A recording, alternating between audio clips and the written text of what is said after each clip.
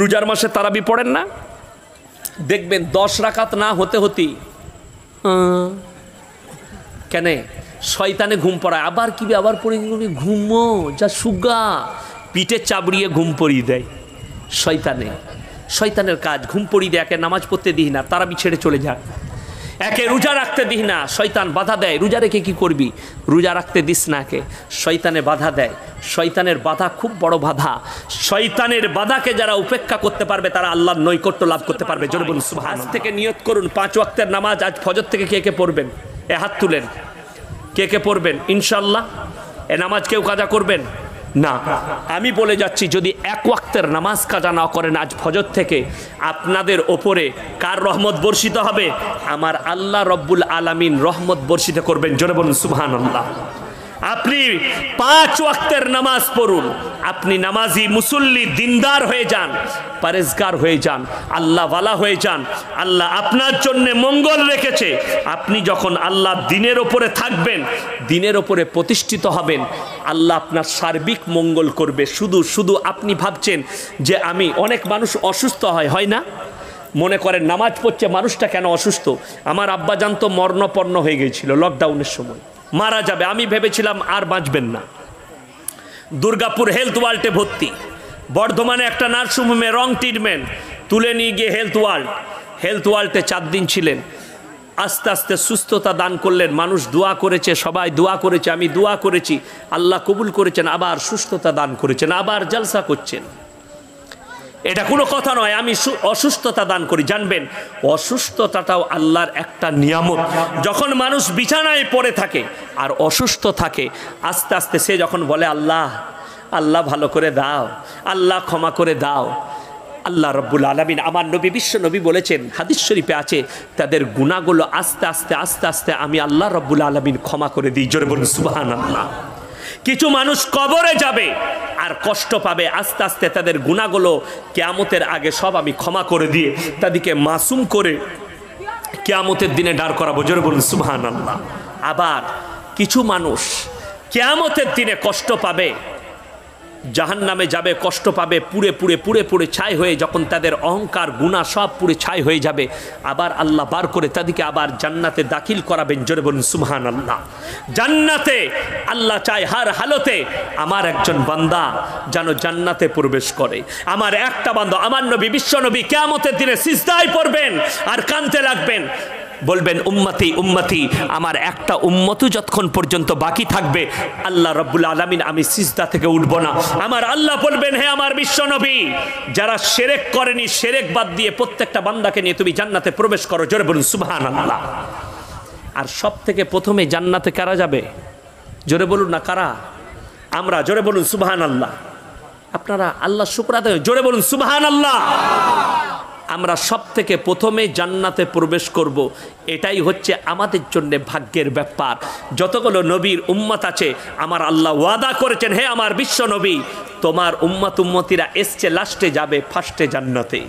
জান্নাতের উত্তর অধিকারী ফার্স্টে আমরা হব, আমরা প্রবেশ করব।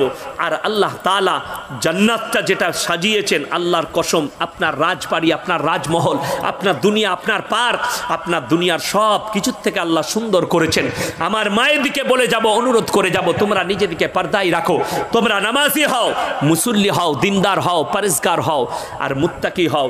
আর আমার ভাইয়ের দিকে বলবো, আমরা জিন্দেগিতে কেউ নামাজ ছাড়বো না। আর এই রমজান মাসের রোজা আসছে, পেটে বাঁচার নাম দিয়ে কেউ রোজা রাখবো না। বুঝতে পেরেছেন?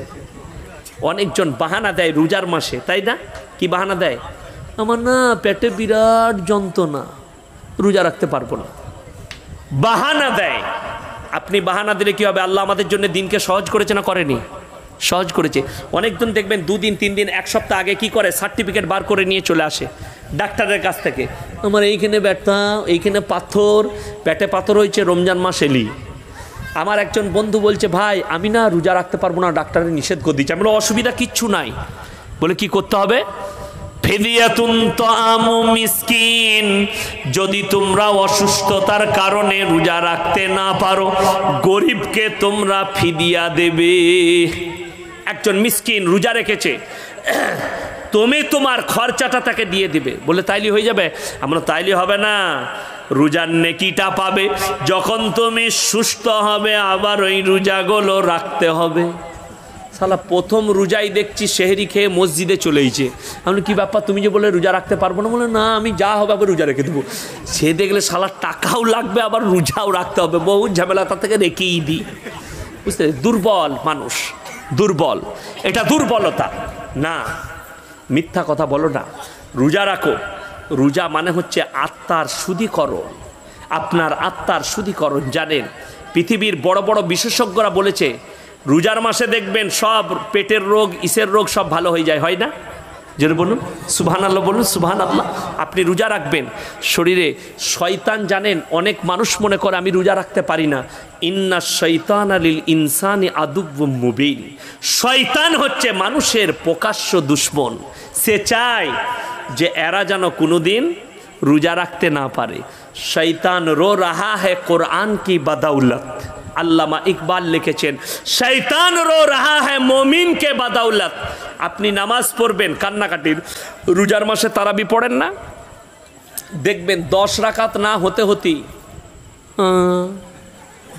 কেন শয়তানে ঘুম পড়ায়। আবার কি আবার পড়ে ঘুমো যা সুগা, পিঠে চাবড়িয়ে ঘুম পড়িয়ে দেয়। শয়তানে, শয়তানের কাজ ঘুম পড়িয়ে দেয়। একে নামাজ পড়তে দিই না, তারাবি ছেড়ে চলে যাক। একে রোজা রাখতে দিই না, শয়তান বাধা দেয়। রোজা রেখে কি করবি? রোজা রাখতে দিস না কে, শয়তানে বাধা দেয়। শয়তানের বাধা খুব বড় বাধা। শয়তানের বাধাকে যারা উপেক্ষা করতে পারবে তারা আল্লাহর নৈকট্য লাভ করতে পারবে। জোরে বলুন সুবহানাল্লাহ। একটা জিনিস বলে দিই, এখানে হাজি সাহেব কে কে আছেন? হাত তুলেন। হাজি সাহেব কে আছেন? হাজি সাহেব কে আছেন? হাত তুলেন। হাজি সাহেব কেউ নেই? আরে হাত তুলেন না বাবাজি, একবার হাত তুলেন। হজ করেছেন, কটা শয়তানকে পাথর মেরেছিলেন বাবা? হ্যাঁ কটা? 3টে, তাই তো? 3টে শয়তানকে। 3টে শয়তানকে কেন পাথর মেরেছিলেন এটা জানেন? জানেন? আপনি না জানলে বলে দেন, আমি বলে দিচ্ছি। জানেন না তাই তো? 3টে শয়তানকে কেন পাথর মারতে হলো? শয়তান তো একজনকে মারলেই হয়ে যায়, কিন্তু 3টে শয়তান শুনে নাও। একটা হচ্ছে হযরতে ইব্রাহিম নবী, আর একটা হচ্ছে মা হাজেরা, আর একটা হচ্ছে হযরতে ইসমাইল। আমার আল্লাহ রাব্বুল আলামিন যখন বললেন, হে আমার ইব্রাহিম, তুমি তোমার অন্তরের কালিজার টুকরো সব থেকে যেটাকে ভালোবাসো তাকে তুমি আমার রাস্তায় কুরবানি করো। ইব্রাহিম নবী বুঝতে পারলেন আমার আল্লাহ রাব্বুল আলামিন ইশারা করেছেন আমার সন্তান ইসমাইলের দিকে। শয়তান এসে বলছে, হে ইব্রাহিম, তুমি কি আল্লাহর কথা শুনে তোমার সন্তানকে কুরবানি করবে? কখনো করো না, সরে যাও, তোমার সন্তানকে কুরবানি করতে যেও না। হযরতে ইব্রাহিম নবী পাথর তুলে নিক্ষেপ করলেন আর বললেন, হে শয়তান ইবলিস মারদুদ, দূর হয়ে যাও।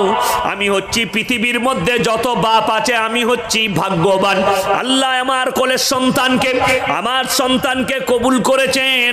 আমি হাসতে হাসতে আমার সন্তানকে কুরবানি দেব। শয়তান পারস্ত হয়ে গেল, সরে চলে গেল। আবার এরপরে চলে গেল মা হাজেরার কাছে। এ হাজেরা শোনো, আল্লাহর হুকুম হয়েছে তোমার স্বামী ইব্রাহিম তোমার সন্তানকে কুরবানি দেবে, আল্লাহ হুকুম দিয়েছেন। মা হাজেরা পাথর তুলে নিক্ষেপ করলেন, হে শয়তান ইবলিস মারদুদ, দূর হয়ে যাও। আমি হচ্ছি পৃথিবীর যত রমণী আছে তাদের মধ্যে ভাগ্যবান যে আল্লাহ আমার গর্ভের সন্তানকে কবুল করেছেন। আমি হাসতে হাসতে আমার সন্তানকে কুরবানি দেব। শয়তান ব্যর্থ হলো। এরপরে চলে গেল হযরতে ইসমাইলের কাছে। হে ইসমাইল, শুনে নাও, আল্লাহর হুকুম হয়েছে তোমাকে কুরবানি দেওয়া হবে। তোমার আব্বাজান তোমাকে নিয়ে যাবে আর আল্লাহর রাস্তাতে কুরবানি দেবে। শয়তান ইবলিস মারদুদকে হযরতে ইসমাইল বাচ্চা ছেলে পাথর ছুঁড়ে নিক্ষেপ করলেন আর বললেন, শয়তান ইবলিস মারদুদ, দূর হয়ে যাও আমার সামনে থেকে। পৃথিবীর যত যুবক আছে তাদের মধ্যে আমি হচ্ছি সব থেকে বড় ভাগ্যবান। আল্লাহ আমাকে কবুল করেছেন। আমি হাসতে হাসতে আমার জান আল্লাহর রাস্তায় কুরবানি দেব। জোরে বলুন সুবহানাল্লাহ। 3টে পাথর 3 জায়গায় মারতে হয়। ওই জন্যে 3 জায়গায় শয়তান ধোঁকা দিতে গেল 3 জনকে। 3 জনের কাছেই ব্যর্থ হয়েছে শয়তান ইবলিস মারদুদ। এরপরে সেই ময়দানে হাজির কোরবানি দেওয়া হবে। হযরতে ইসমাইল সেখানে রেডি আছেন, শুয়ে পড়েছেন। আব্বা জান বলছে রেডি হয়ে যাও। ইব্রাহিম হযরতে ইসমাইল গলা পেতেছেন, বাপের মনে পিতৃ স্নেহ জেগেছে, ছুরিটা চলছে না। ইব্রাহিম নবী চোখ দিয়ে দরদর করে পানি পড়ছে। ইব্রাহিম নবী কানতে কানতে বললেন, ওগো আমার সন্তান ইসমাইল, তোমার গর্দানে যে আমি ছুরি চালাতে পারছি না। বললেন, ওগো আব্বাজান, আপনি আপনার রুমালটা চোখে বাঁধুন, আমার রুমালটাই আমার চোখে বেঁধে দেন, আর উবুর করে গর্দনের দিকে ছুরিটা চালান। হযরতে ইব্রাহিম নবী আল্লাহর মহব্বতে, আল্লাহর প্রেমে নিজের সন্তানের চোখে রুমালটা বাঁধলেন, আর নিজের চোখে একটা রুমাল বাঁধলেন, আর উবুর করার পরে এরপরে বিসমিল্লাহি আল্লাহু আকবার বলে ছুরি চালাবেন। আমার আল্লাহ ইশারা করলেন, হে জিবরিল আমিন, তুমি জান্নাত থেকে দুম্বা নাও, আর আমার ইব্রাহিম নবীর হাতের তলায় ভরে দাও, ইসমাইলকে সরিয়ে নাও। ইব্রাহিম নবী যখন ছুরি চালিয়েছেন, বিসমিল্লাহি আল্লাহু আকবার, দুম্বার ওপরে চালিয়েছেন, কিন্তু রক্তের গরম ছিটে হাতের ওপরে শরীরে যখন লেগেছে, ইব্রাহিম নবীর চোখের রুমালটা পানিতে ভিজে গেছে। আমি আমার সন্তানকে আল্লাহর রাস্তায় কুরবানি করে দিলাম, আল্লাহ তুমি আমার সন্তানকে সুখে রেখো। যখন চোখের রুমাল খুলেছেন, তখন দেখতে পাচ্ছেন ইব্রাহিম নবী আমার সন্তান পাশে দাঁড়িয়ে হাসছে। আমার আল্লাহ আওয়াজ দিলেন, হে আমার ইব্রাহিম নবী, তুমি আমার কাছে পরীক্ষায় পাশ করেছো, আজ থেকে তোমার নাম ইব্রাহিম নয়, তুমি হচ্ছ ইব্রাহিম খলিলুল্লাহ। জোরে বলুন সুবহানাল্লাহ। তুমি নৈকট্য লাভ করেছো আমার, আজ থেকে তোমার নাম হচ্ছে ইব্রাহিম খলিলুল্লাহ, লাকাব দিয়ে দিলেন আমার আল্লাহ। আমার আল্লাহ কোরআনে বললেন, হে আমার বিশ্ব নবী, ওয়াজকুর ফিল কিতাবি ইব্রাহিম ইন্নাহু কানা সিদ্দিকান নবিয়্যা। হে আমার বিশ্ব নবী, ইব্রাহিম হচ্ছে আমার একজন সত্যবাদী নবী। জোরে বলুন সুবহানাল্লাহ। আমার আল্লাহ নিজে প্রশংসা করেছেন, হে আমার বিশ্ব নবী, ইব্রাহিম হচ্ছে একজন আমার সত্যবাদী নবী। তার দাওয়াতটা শুনেলেন। ইব্রাহিম নবী যে মেহনত করেছে, যে সংগ্রাম করেছে আমার দ্বীনের প্রতি, আল্লাহর রাস্তায়। আজকে আমরা কেউ কি দাওয়াত দিতে যাই? যায় না, যায় না, গাস্ত করে অনেকে যায়। আসসালামু আলাইকুম ভাই, নামাজ পড়ো। সে বললে, আবে তোরা 25 পড় না, আমাকে কেন বলতে এসছিস? বলে না, বলে না। আপনি তখন মসজিদে গিয়ে নিয়ত করলেন, ওকে আর কোনো দিন বলবো না, যা পাচ্ছে করুক। আপনি দিনের কাজ আপনার দ্বারা হতে পারে না, আপনাকে কালকে আবার যেতে হবে।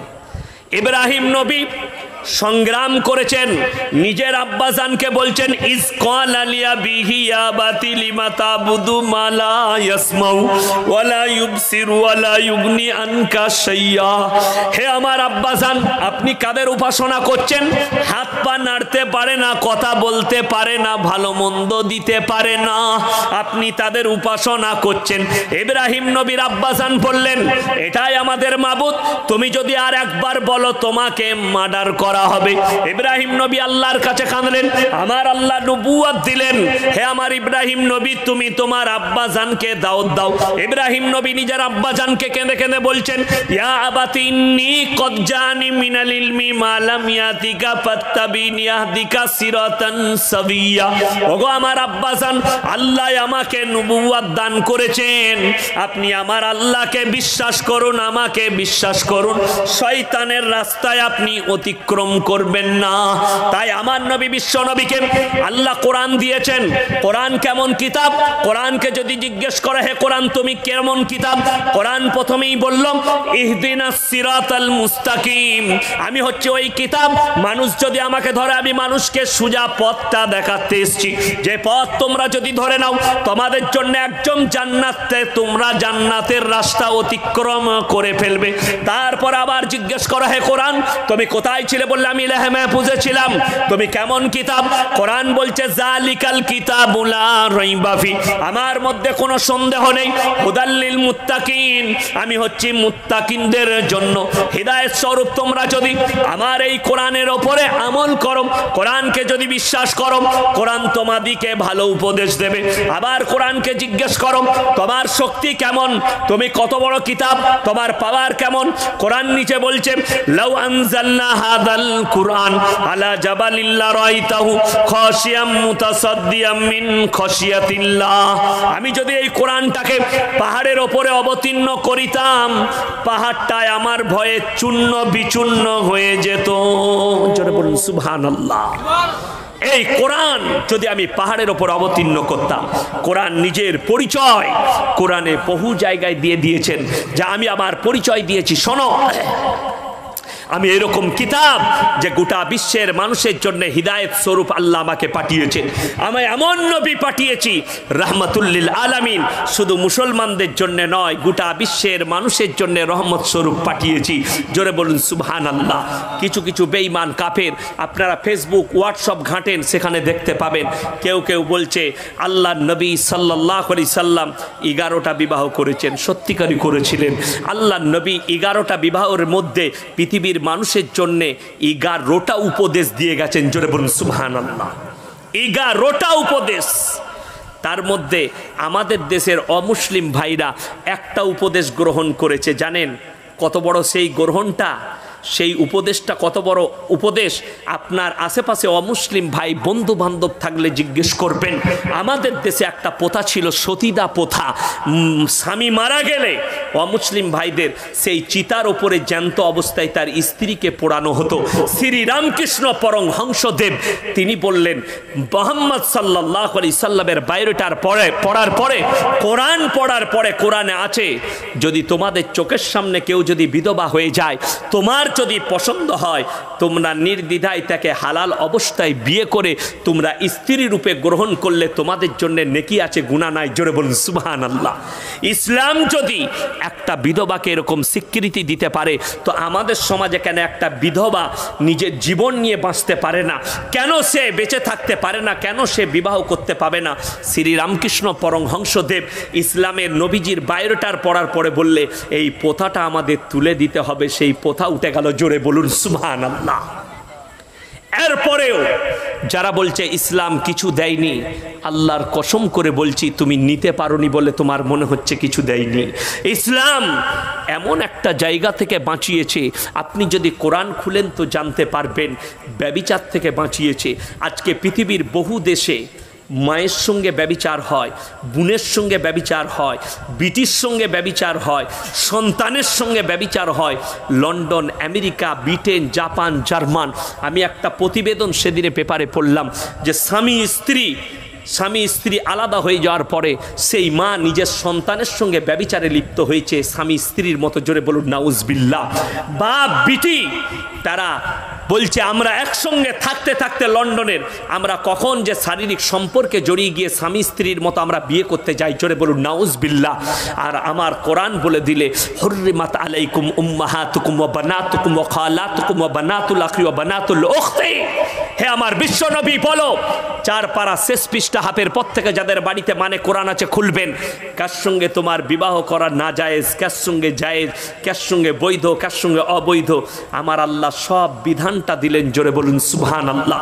আল্লাহ তাআলা আমাদের সকলকে কবুল করুক, আজকের রাত্রিকে কবুল করুক, আজকের জালসাকে কবুল করুক। আমি একটা কথা আপনার দিকে বলে দিই, আপনারা হয়তো দাওয়াত দিয়েছেন, মনে করেছেন ইয়াসিন ভাই হাওড়া থেকে চলে এসছে। না, আমি ওই 220 কিলোমিটার রাস্তা দুর্গাপুরের কাছাকাছি আমি অতিক্রম করে এসেছি। আর আমি 3 ঘন্টা বলি, 4 ঘন্টা বলি, কিন্তু আমাকে রাত 2টোই ছাড়বেন, 2:30টায় ছাড়বেন, তাহলে দাওয়াত দেন না। আমি ক্ষমা প্রার্থী। আমি মাদ্রাসা, কালকে আবার মুর্শিদাবাদে বহরমপুরের কাছে জলসা আছে আমার, আমি বাড়ি যাব। মাদ্রাসার কার্ড বিলি করছি এখন, রমজানের কার্ড বিভিন্ন কমিটির কাছে। এলাকায় শিক্ষক নাই, লকডাউনে বুঝতে পারছেন সবাই বাড়ি চলে গেছে, ছুটি দিয়ে দিয়েছি, বিলি করতে হচ্ছে। আব্বাজান অসুস্থ, মাদ্রাসা ট্যাকেল করতে হচ্ছে, ওই জন্য বিভিন্ন কাজ মাদ্রাসার। ওই জন্য যদি মনে হয় যে উনাকে 12টা পর্যন্ত ছাড়তে পারবো না, তাহলে দাওয়াত দেন, আমি ক্ষমা প্রার্থী। আর যদি বলেন বায়ান শুনবো, এই আমি 1.5 ঘন্টা এখনো পানি খাইনি, 1 গিলাসও আমি খেয়েছি, একবারও পানি খেয়েছি, 1.5 ঘন্টা হয়ে গেল, এখনো 1.5 ঘন্টা আর 1 গিলাস পানি খাবো, আর 1.5 ঘন্টা হবে। ফজর করে দিবার ক্ষমতা আছে, কিন্তু না, আমি ক্ষমা প্রার্থী আপনাদের কাছে। আর আমি বেশি কিছু বলবো না। সবাই নিয়ত করলেন, আজ থেকে আমরা পাঞ্জেগানা নামাজ পড়বো। জোরে বলুন ইনশাল্লাহ। যারা নামাজ পড়ে না তাদেরকে দাওয়াত দেন, নিজের পরিবারকে নামাজি করুন। সামনে রমজানুল মুবারকের মাস আসছে, রমজান মাসের একটা বরকত শুনেলেন। অনেকে কৃপণতা করে রমজান মাসে। রমজান মাসে যত বেশি খাবেন, হাদিস শরীফে আছে, তার হিসেব নিকেশ আমার আল্লাহ নিবেন না। জোরে বলুন সুবহান আল্লাহ। রমজান মাসে ভালো মন্দ পারবেন খান, লোককে খাওয়ান, ইফতারি করান, জাকাত দেন, দান করুন, খয়রাত করুন। আল্লাহ আমাদের সকলকে কবুল করুক, আজকের রাত্রিকে কবুল করুক। দুয়ার পরে গাড়িতে রমজানের কার্ড আছে, কারো প্রয়োজন হলে নেবেন। আর দুটো বই আছে, একটা আছে শিরক বিদআতকে জানুন বাঁচুন, আর একটা আছে কোরআন দর্শন। এই দুটো বই আছে, 30 টাকা করে দাম, কারো প্রয়োজন হলে নেবেন। আপনারা আমার জন্যে দোয়া করবেন, আমি আপনাদের জন্য দোয়া করব। আমাদের পূর্বপুরুষ যারা কবরবাসী হয়ে গেছে তাদের জন্য সকলে দোয়া করব। জোরে বলুন আমিন। আর একটা লাস্টে কথা বলে দিই, এই যে শবে বরাতের মাস, এই মাসটা এটা দান কবুল হওয়ার মাস। শবে বরাত রমজান মাসে একটা দিন আছে 27 রাত্রিতে আপনারা নামাজ পড়েন তো? এই জোরে বলছেন না কেন? নামাজ পড়েন না? ভিড় হয় না? হয় না? ভিড় হয়। কিন্তু আমার ভাইজান, 27 ভিড় করলে আল্লাহ 25 মাল পার করিয়ে দিবে। আপনি পাবেন না। হ্যাঁ পাবেন, তারা পাবে যারা প্রত্যেক দিন তাহাজ্জুদের নামাজ পড়ে। 27 রাত্রিটা সম্পর্কে শুনেলেন, এটা কোনো হাদিসের উল্লেখ নয়। বড় বড় বুজুর্গানে আল্লাহর ওলিরা অনুভব করেছিলেন যে 27 রাত্রিতে আমরা যেন এই শবে কাদারটা পেলাম। তখন থেকে মানুষ ভাবতে লাগলো 27 রাত্রিটাই শবে কাদার। আর কোরআনে এসছে এক রাত্রি ইবাদত করলে 1000 মাস অপেক্ষা বেশি তোমরা নেকি পাবে। জোরে বলবেন না সুবহান আল্লাহ। কিন্তু যদি ওই রাতটা 27 রাত্রিটি হয় তাহলে তো ইমাম রেখে লাভ নাই, মসজিদে তালা মেরে রেখে দে, বছরে একদিন নামাজ পড়বো, সালা 1000 রাকাতের নেকি পাবো, তাই না? ইমাম খরচা করে রেখে লাভ কি আছে? কিন্তু সিস্টেম তো ওটা নয়। কোরআনের সিস্টেম হচ্ছে ফাইন কান আলাকুম কাইদুন ফাকিদুন, তোমরা কায়দা করবে আর আমি আল্লাহ কায়দা জানি না। আপনি দোয়া করছেন, মৌলবীর কথা শুনে নামাজ পড়তে গেলেন জুম্মার দিনে পহেলা রমজান, দিয়ে দোয়া করছে আল্লাহ একটা চালের দোকান করেছি, আল্লাহ যদি ভালো চলে তা কাল থেকে নামাজ পড়বো, 3 দিন পড়ে দেখি নামাজ, যদি ভালো চলে তাহলে পড়বো, না হলে পড়বো না। আল্লাহ বলবে তুই মাল কদিন আসিস দেখি, তারপরে দেবো, না হলে দেবো না। চালের দোকান উঠে গেল? উঠবে না? উঠবে না। আপনি আল্লাহকে দেখবেন, আল্লাহ আপনাকে দেখবে না। না, সবর করো, ধৈর্য ধারণ করো। কখনো ব্যবসা ডাউন যাবে, কখনো আপ হবে। এখন ব্যবসা একটু খারাপ যাচ্ছে, আল্লাহ যেদিনে দিবে সেদিনে বরকত হবে। আপনি চালিয়ে যান, মেহনত করুন, লেগে থাকুন।